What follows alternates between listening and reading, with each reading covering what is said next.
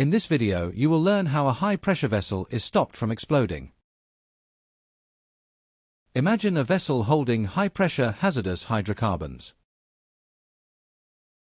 Suddenly, an outlet valve blocks. Pressure begins to climb rapidly.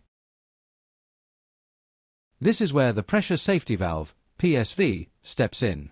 It's the final line of defense and stops a catastrophic release that threatens the environment, the plant, and human lives.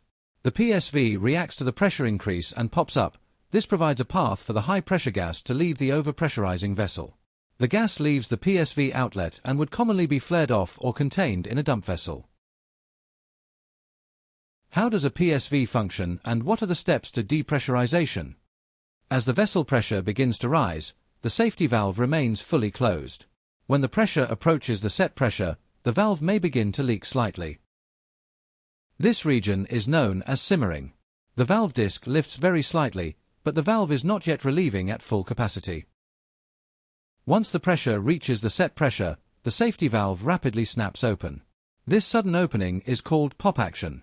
Instead of opening gradually, the valve lifts quickly to a high lift position. As the pressure continues to increase above the set pressure, the valve reaches its maximum lift at the maximum relieving pressure. At this point, the valve is at its certified maximum flow rate.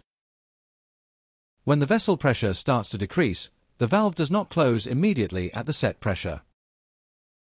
Instead, it remains open until the pressure drops to the reseating pressure.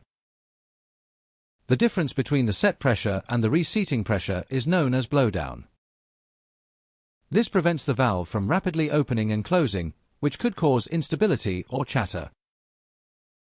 Once the pressure reaches the reseating pressure, the valve closes fully and returns to its initial closed position.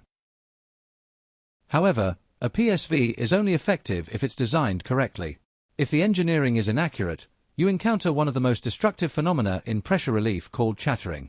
If you look at this graph of valve lift versus vessel pressure, there is a significant difference compared to the stable system which was clean and controlled. In this situation, the red lines show the valve disc slamming up and down, literally bouncing between 0% and 100% lift. This happens because the valve opens, but the pressure at the inlet immediately starves and drops, often due to an oversized valve or restrictive inlet piping. This causes the spring to slam the disc shut. But because the vessel is still overpressured, it immediately pops back open.